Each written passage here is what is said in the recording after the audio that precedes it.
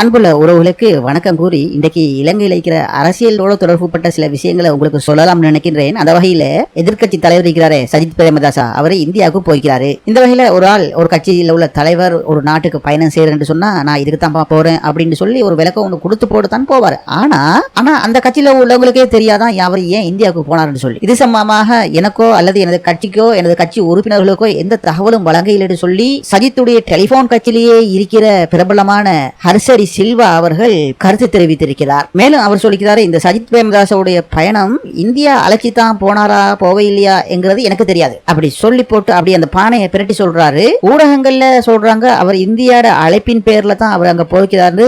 நான் சொல்லல, ஊடகங்கள் சொல்லுதுன்னு சொல்லி போயிட்டார். கடைசியில் அவர் மறுபடியும் சொல்றாரு, அவர் இந்தியாவில இருந்து வந்த பிறகு கூட நான் ஏன் இந்தியாவுக்கு போனேன்னு சொல்லி தனக்கோ தனது கட்சிக்கோ இதுவரை அவர் எதுவுமே சொல்லலைன்னு சொல்லி அவர் தகவல் வெளியிட்டதாக ஊடகங்கள் சொல்லுது. ஹர்ஷடி சில்வா பத்தி உங்களுக்கு தெரியும். அண்மையில பாராளுமன்றத்தில் முன்வைக்கப்பட்ட பாதீடு அதாவது பட்ஜெட் சம்பந்தமான உண்மையான கருத்தை சொன்னவர். பக்க சார்பு இல்லாம அரசியல் சார்பு இல்லாம உண்மையிலேயே இந்த அரசாங்கம் மிகப்பெரிய அளவான பணத்தொகையை சேகரித்து சாதனை படைச்சிட்டாங்கப்பா அப்படின்னு எந்தவித அரசியல் நோக்கம் இல்லாம சொன்ன ஒரு படித்த பொருளாதார நிபுணர் அவர். இந்த வகையில இந்த அரசாங்கத்தை பொறுத்தவரையில தெரியும் தங்களுடைய கட்சியில் உள்ளவர்களுக்கு தான் முதலிடம் வழங்கப்படும். அவ்வாறு அல்லாமல் ஏனைய கட்சியில் உள்ளவர்களை சேர்த்துக் கொள்வீங்களான்னு சொல்லி நம்ம ஜனாதிபதி அனுரகுமார்கிட்ட கேட்ட போது அனுரகுமார் அவர்கள் ஒரு ஊடகத்தில் சொல்லியிருந்தாரு, கட்சி ரீதியா நாங்க யாரையும் சேர்க்க மாட்டோம். அதாவது பாராளுமன்ற ஆட்சி அமைக்கிறதுக்கு ஒரு மொத்த கட்சியை நாங்க சேர்க்க போவதில்லை. ஆசனங்கள் பற்றாக்குறை வரும் போது அந்த எதிர்கட்சியில இருந்த ஆளுமை மிக்க சிறந்த ஊழல் குற்றச்சாட்டு அற்ற நல்லவர்கள் என்று நாங்க கருத்து வைத்திருக்கின்றவர்களை நாங்கள் சேர்த்து கொள்ளலாம் என்று ஒரு முறை அவர் ஊடகத்துக்கு கருத்து தெரிவித்திருந்தார். இந்த வகையில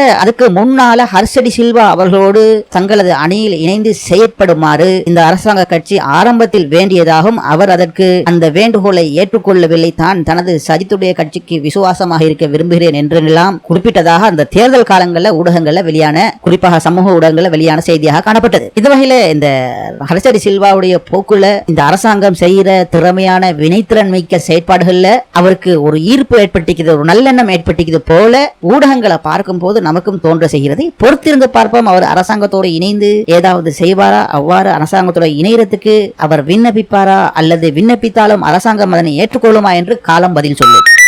அடுத்த செய்தி என்னன்னு சொன்னா, ஓயாத போதைப் பொருள் கண்டுபிடிப்பு, போதைப் பொருள் கைதுகள் அப்படின்னு சொல்லி இலங்கையில இந்த அரசாங்கத்தால் அந்த கரல் பிடிச்ச அந்த போதைப் பொருள் கண்ணாடி கதவுகளை திறந்த போது அதுக்குள்ள மிகப்பெரிய போதைப் பொருள் கூட்டம் இருக்கிறத ஜனாதிபதி சொன்னார். கதவை உடைச்சி திறந்துட்டோம், ஆனால் இனி அந்த கதவை மூடிட்டு வெளியே வர முடியாது. கடைசி புள்ளி வரை சென்று கடைசியான அந்த கொடுங்கோல் போதை வஸ்தை அளிக்க வேண்டும் என்று ஜனாதிபதி குறிப்பிட்டிருந்தார். இந்த வகையில இன்று இலங்கைக்குள்ள போதை பிசினஸ் பண்ணலான்னு தெரிஞ்சவங்களோ தெரியாது, இனி நம்ம ரூட்டை மாற்றிக்கொள்வோம் சொல்லி மாலத்தீவுக்கு இந்த போதை வஸ்து ஐஸை ஏற்றுமதி செய்தாங்களோ தெரியாது. இன்று மாலத்தீவு வரலாற்றிலே இப்படியான பெரும் தொகை ஐஸ் போதை வஸ்து மூடைகளை மாலத்தீவு கடற்படை கைப்பற்றி உள்ளது.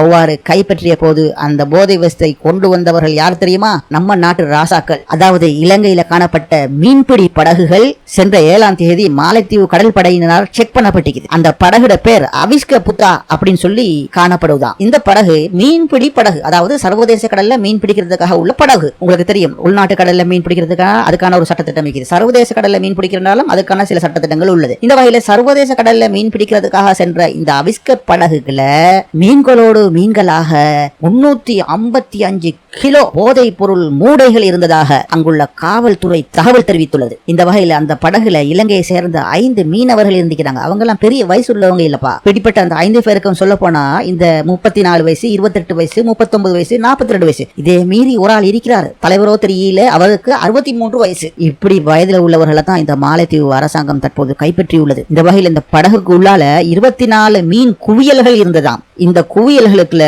58 கிலோ ஹெரோயின் மற்றும் 297 கிலோ மெத்தாம்பெட்டமின் சொல்ற, அதாவது ஐஸ் தயாரிக்கிற போதைப் பொருள் இருந்ததாக தகவல்கள் தெரிவிக்கப்படுகிறது. இந்த வகையில் இது சர்வதேச கடல்ல மீன் பிடிக்கிற படகு. அந்த படகுல தான் இந்த வியாபாரம் நடந்து வந்திருக்குது. சிங்கம் 2 உங்களுக்கு ஞாபகம் வருமே? இந்த வகையில அந்த படகை பிடிக்கிறதுக்கு மாலத்தீவு கடற்படைக்கு நேரடியாக அனுமதி இல்லை. இதனால மாலத்தீவு கடற்படை என்ன செஞ்சுக்கிட்டு சொன்னா, மாலத்தீவு உயர் நீதிமன்றத்திட அனுமதியோட அந்த படகை நடுக்கடல்ல எல்லையை நிப்பாட்டி பரிசோதித்து பார்த்தா அங்கே தான் இருக்குது விஷயம். போதைப் பொருள் மூடைகள் இது இலங்கைக்கு தீராத சாபம் போலதான் விளங்குது சகோதரர்களை. இலங்கையில பிடிச்சா இப்போ இலங்கையில் இருக்கிறவங்க மாலைத்தீவுல வியாபாரம் செய்றாங்களா அல்லது மாலைத்தீவுல இலங்கைக்கு கொண்டு வராங்களான்னு சொல்லி ஒன்றுமே புரியாத அளவு இன்று அந்த அளவு ஜனாதிபதி சொன்ன மாதிரி மிகப்பெரிய படை, இந்த போதை படை இலங்கையில குவிந்து காணப்படுகிறது. சொல்லுவாங்க இன்னும் கொஞ்ச நாள் இந்த வேறு ஆட்சிகள் இலங்கையில் இருந்தா சந்தையில சாதாரணமாக பெக்கெட்டுகளை அடிச்சு போதைப் பொருள் விற்கிற அளவு இலங்கை மாறி இருக்குமோ என்று சில ஊடகங்கள் அன்று பேசினதை நான் கேட்டேன். அந்த அளவு இந்த போதைப் பொருள் இலங்கை உள்ள புற்றுநோய் போல வளர்ந்து விட்டது. அந்த போதைப் பொருளை இலங்கைக்குள்ள ஒடுக்குனா இப்ப மாலைத்தீவுக்குள்ள பரவுதோ இப்படி எல்லாம் இப்போது பார்க்க சிந்திக்க தோன்றுகிறது. அந்த அளவு சர்வதேச எக்ஸ்பீரியன்ஸ்ல நம்ம நாட்டில் உள்ள போதைப் பொருள் வித்தகர்கள் காணப்படுகிறார்கள். இந்த வகையில உங்களுக்கு தெரியும் இலங்கை போதைப் பொருள் சம்பந்தமா மிக கடுமையான நடவடிக்கை எடுத்து வராங்க. இந்த வகையில இலங்கை சொல்லிக்கிறாங்க, மாலைத்தீவுக்கு நீங்கள் கைப்பற்றியவர்களை இலங்கைக்கு அனுப்பி வையுங்கள். நாங்கள் இந்த நாட்டில் மிகப்பெரிய வேட்டை தேடுதல் செய்து கொண்டிருக்கின்றோம். இந்த கைது செய்யப்பட்டவர்கள் மூலம் மேலும் மேலும் பல முக்கிய தகவல்களை எடுக்கலாம் என்றோ தெரியாது. அவர்களை இலங்கைக்கு ஒப்படைக்கும்படி மாலைத்தீவு அரசாங்கத்தை இலங்கை வேண்டியதற்கு அமைய தற்போது இலங்கைக்கு கொண்டு வருவதற்கான நடவடிக்கைகளை இலங்கை காவல்துறை அதிரடியாக இயங்கி வருவதாக தகவல்கள் தெரிவிக்கிறது.